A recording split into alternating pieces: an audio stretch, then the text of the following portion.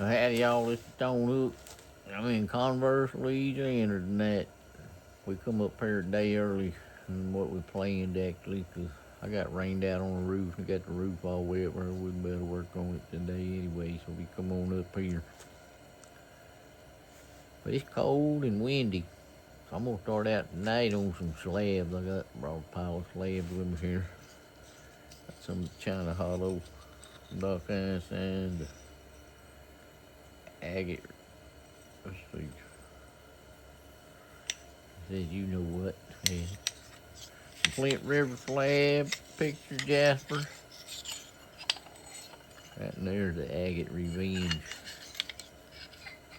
More China Hollow and a little thin Georgetown slab. I worked one of them pieces of China Hollow that got broken mail a while ago. It's a shame it had a clean break down both sides, kind of triangle. I was gonna try to make an andice, but it had a little seam right down the middle here that just every flake just dove in that seam, and I wound up getting it too thin. So I even tried to get on this side, and it broke. But it was fun. It's really, really pretty rock. Flake's really good too. That seam just didn't ever give me a. Well, it finally did give me a break. But when I first got up here, I went looking and I found this little flake point made on a flake. Had a cool base. That's kind of unusual base for. I don't think I've ever found one like that. But then I found this bad boy. It's just a midsection. But man, look at it. Golly. That's the profile of it. And it's just so smooth. The feel of it, it's incredible. Little fine flake scars, and you can see where the base broke off. It looked to me like it was probably just a midsection of a Scotch bluff. I don't know that for sure, but I can tell it's a mighty fine flint knapping that made this thing out of a mighty fine looking rock. That's not normal around here either. Anyways, I'm so glad to find that. I don't know, I'm gonna study. I'm gonna get my magnifiers on and look at it a lot better, because you can't hardly see the flake scars in it. It's so smooth, and they got some big, you can kind of see right there, some bigger flake scars, but man, they all terminate so smooth down the middle. It's just incredible. Anyways, I think I'm gonna work on this piece of China Hollow first. Can't remember if I looked up where this stuff came from or not.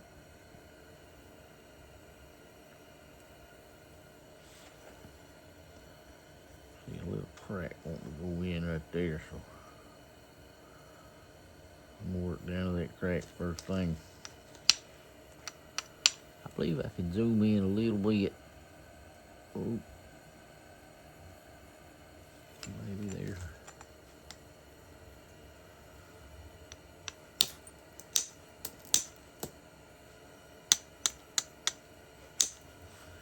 This stuff is heat treated really nice.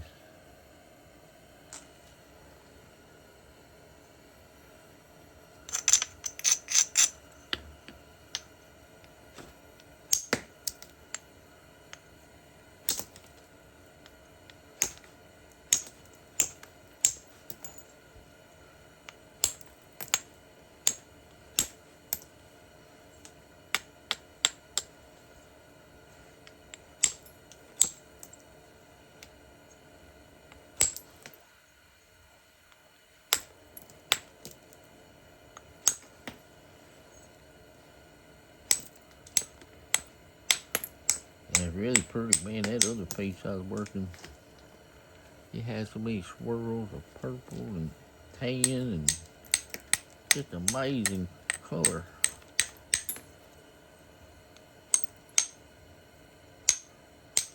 Ooh. Another little crack.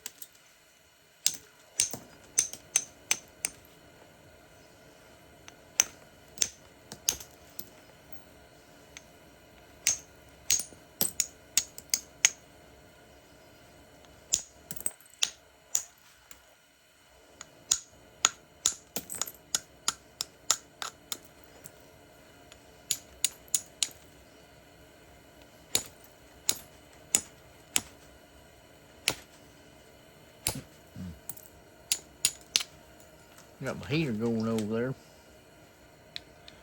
This sun's kind of cold. I don't know what the temperature really is, but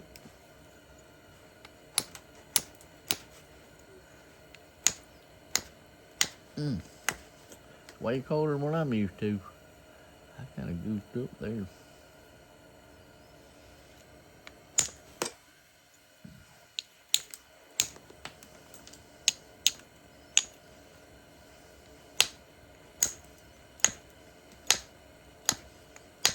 Well,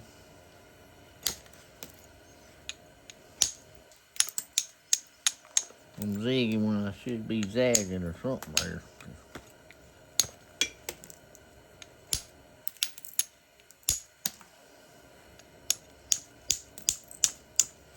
It's more like tearing out concrete than flint knapping.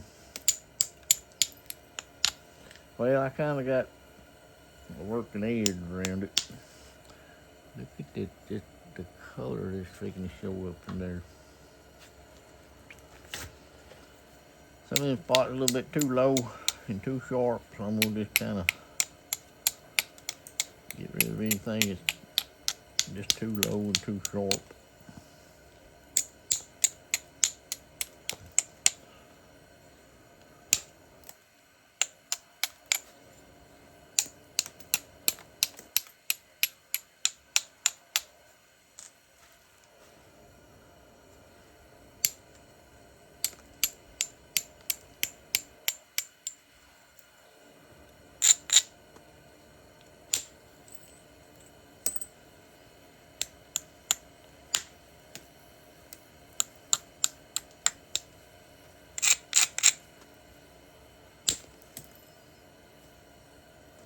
Man, look how pretty that is. I try not to look at the color of it because I'll get all Google-eyed.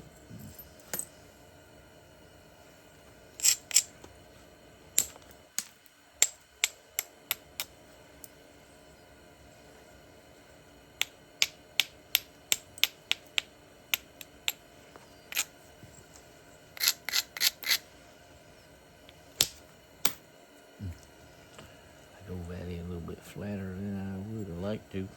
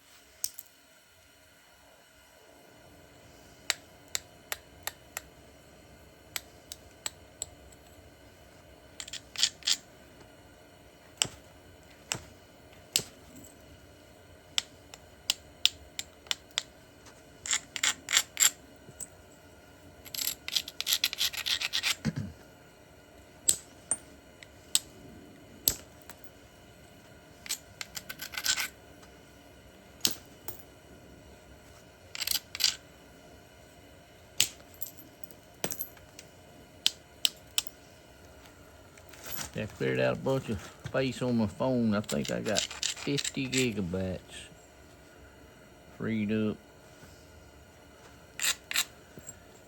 So that ought to last me a couple of days up here filming, and I hope I don't run out.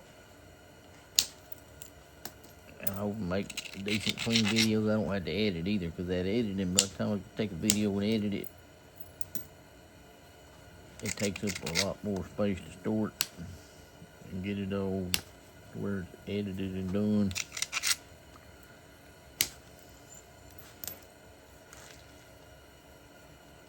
I just have no space on my phone to work with till now. Dadgum YouTube Studio. I didn't realize I probably wouldn't have had to delete all I did, because YouTube Studio was taking up about 10 gigabytes. I don't know why they need so much gigabytes on my phone like that. I ain't got no gigabytes to spare them.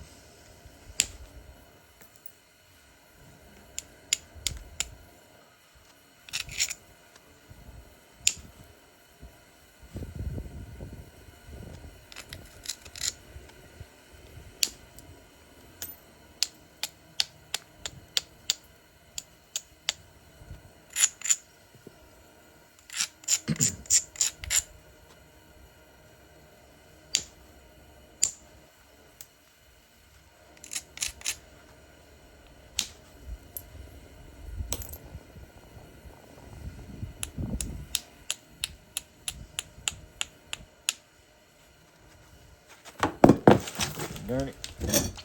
I hope that camera ain't bouncing around too much. I see it. I kind of caught it. I looked up at it. It moves every time I move. Because I'm on some plywood here that's kind of, I think it's just laying on the ground probably. In here for an old shed floor.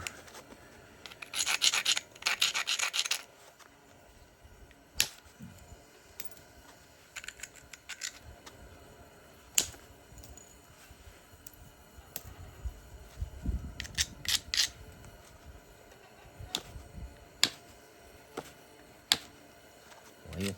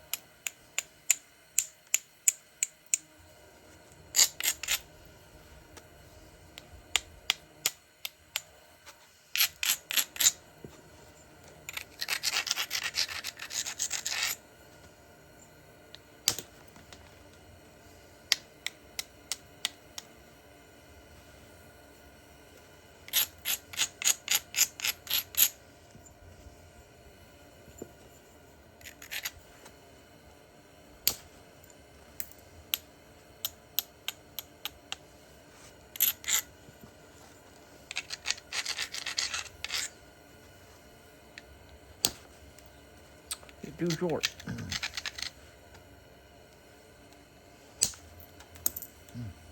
Get too deep.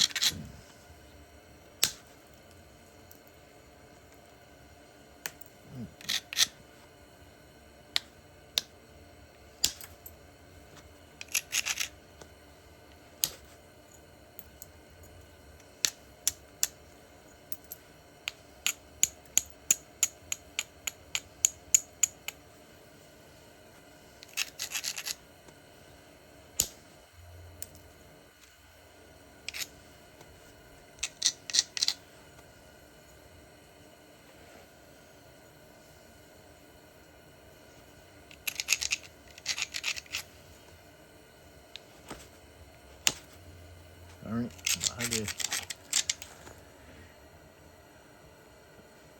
can't get.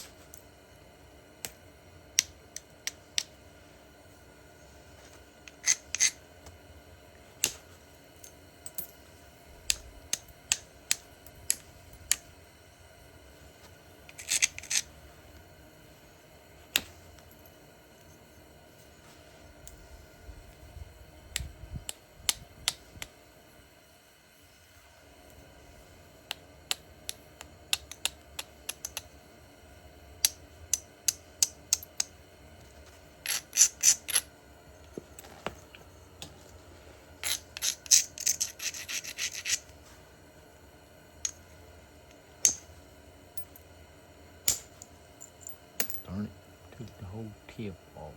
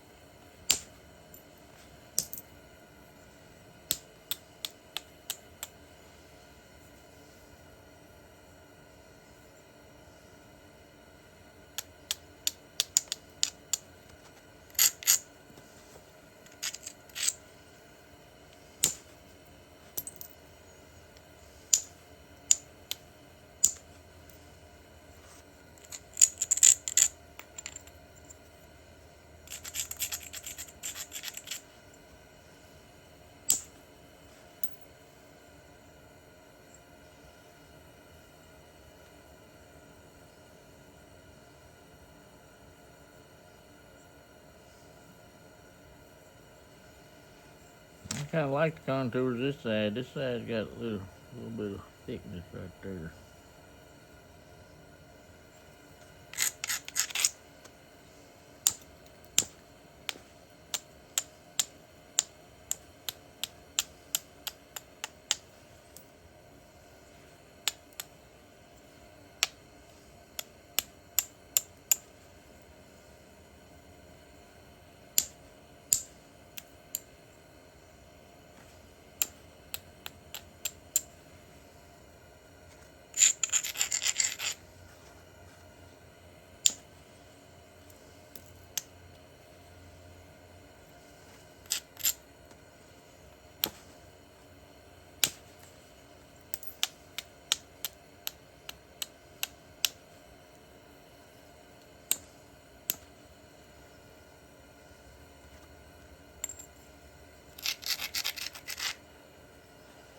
Got a little crystal pocket right in the edge, right there.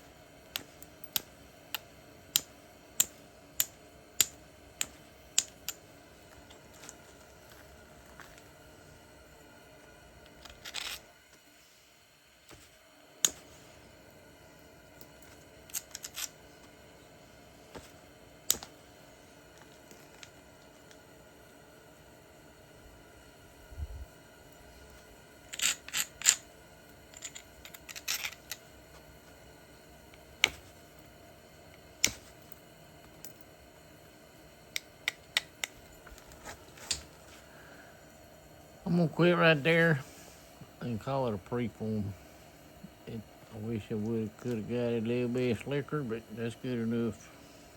All I can do, really.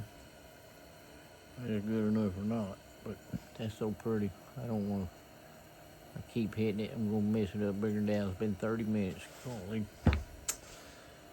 So I'm gonna put this down and get another one. I'll be right back. Okay, this here is China Hollow slab number 3, but only number 2 on video. I'm not too sure about this line right there. I think it's gonna give out on me. So if it won't give out a little bit, let me get some thinning flakes across it, would be good. But that's all I got. It's something long and well, not that daggone. My artwork ain't too good there, but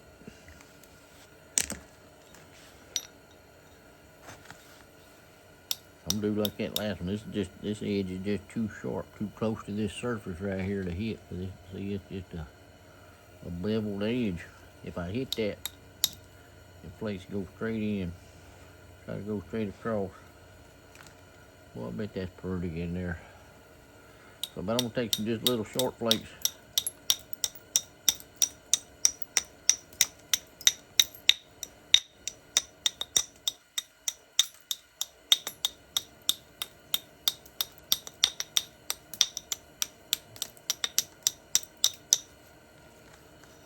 Just to get a little bit of convexity there.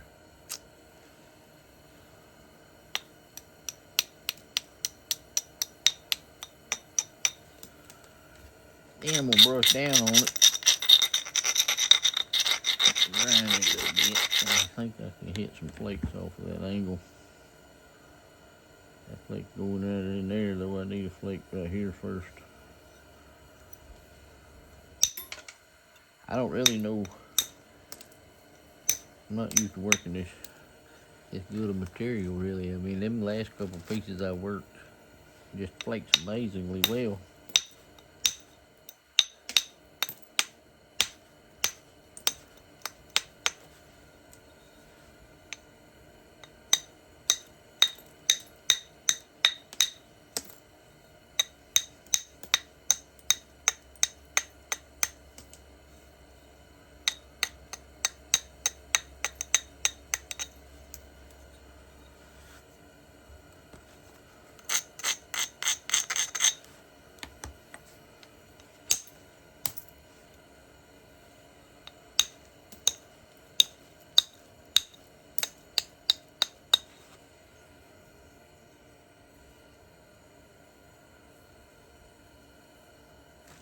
Well, maybe that crack is healed up good. I hope so.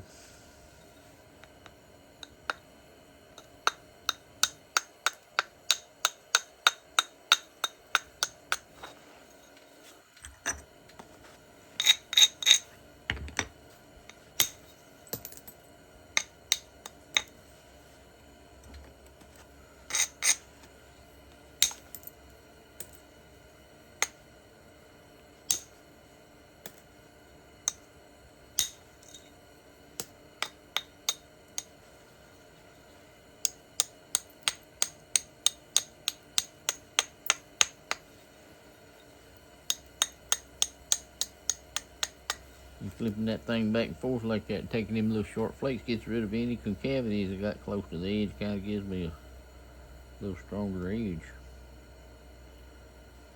I need to get past this little spot right here somehow.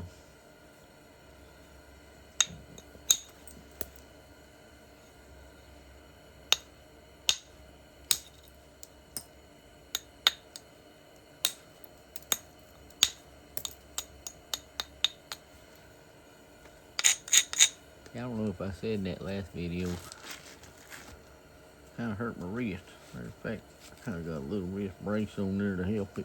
That's why I was just going to do some light duty percussion, direct percussion tonight.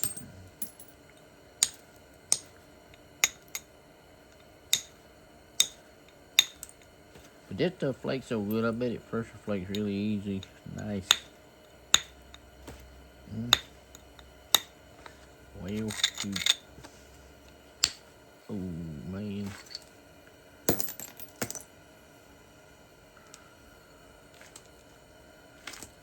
Well, it just got shorter all of a sudden.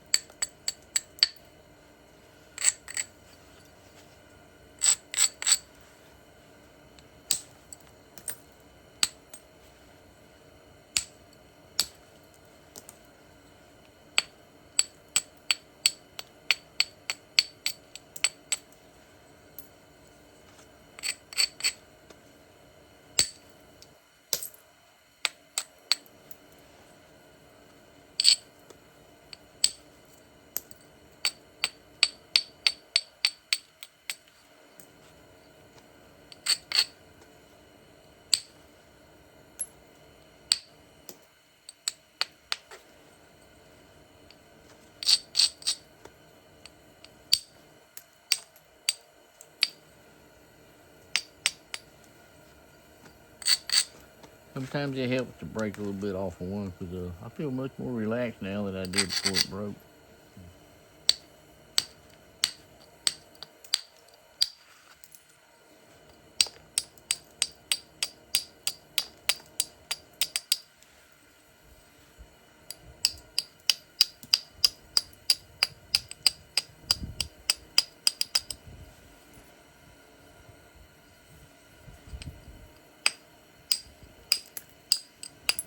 Yeah, I'm just taking short flakes wherever I can. These edges seem kind of crumbly and rough, so I just need to take short flakes or drive one if I can, you know, and establish convex contours and get this edge down where it's good and clean.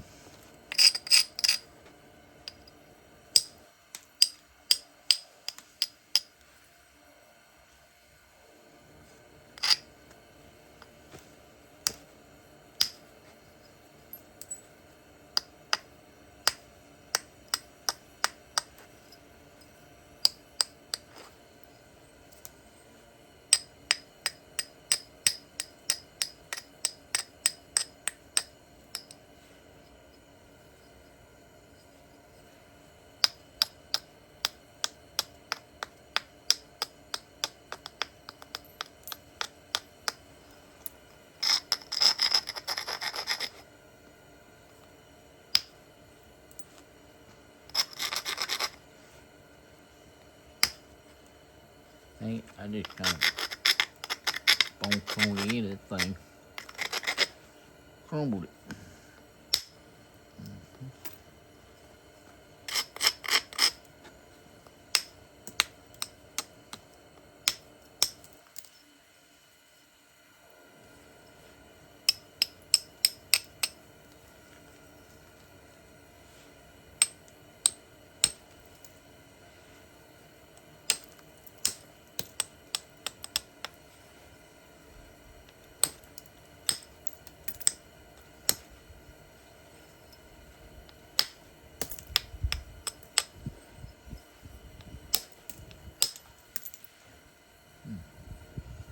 Got me a little bit.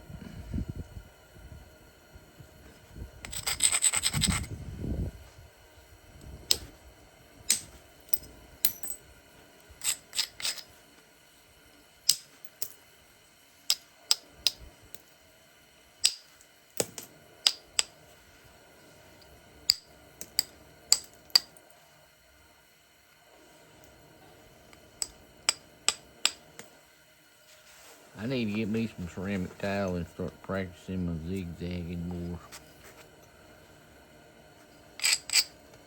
Because for me, it sure ain't like riding a bicycle.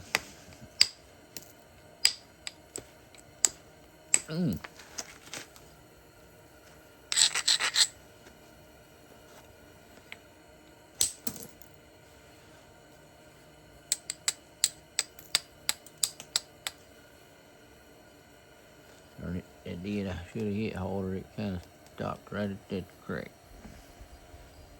Or that seam, whatever that is.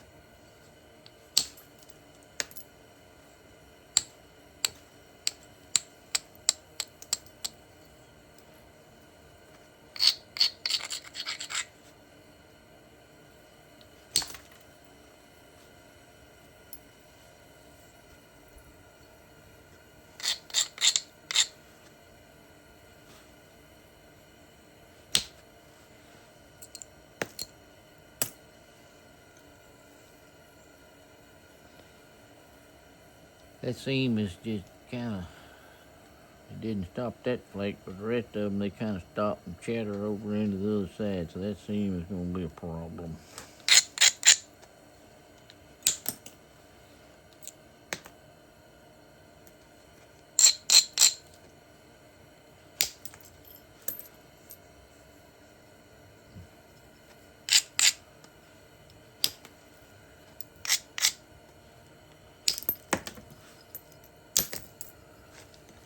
That helped.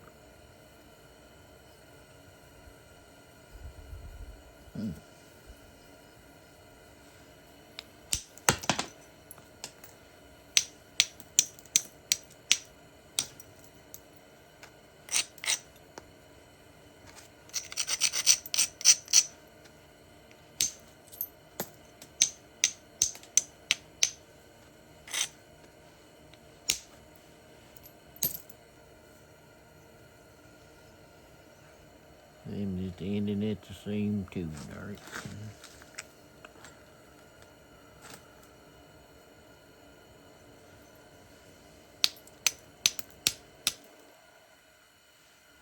Well, it's just gonna be a practice rock.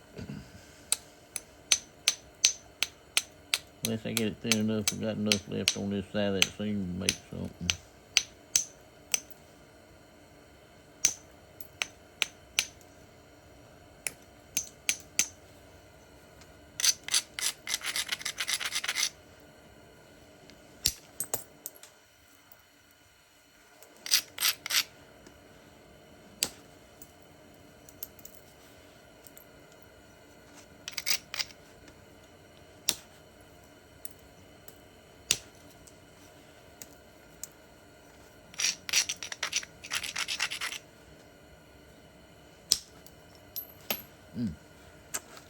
Hit too far up on there. Just clobbered it into that seam.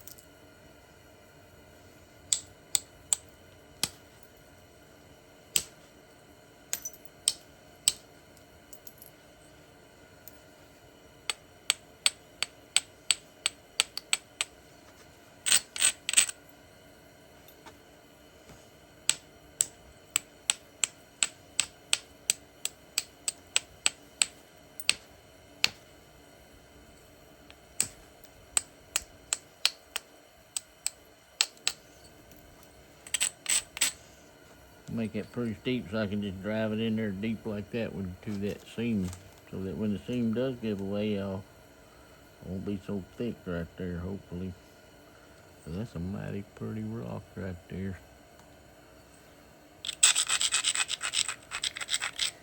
I'm gonna try to save it.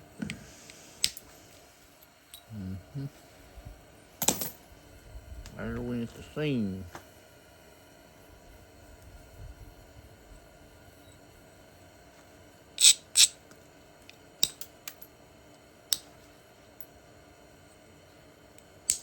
Oh hey, broke again. Oh well, I'm gonna save this rock and maybe try to get something out of it. I don't know. But I sure hate it broke right there again, because I thought I had it. Well, I'm gonna take a break and I'll be right back.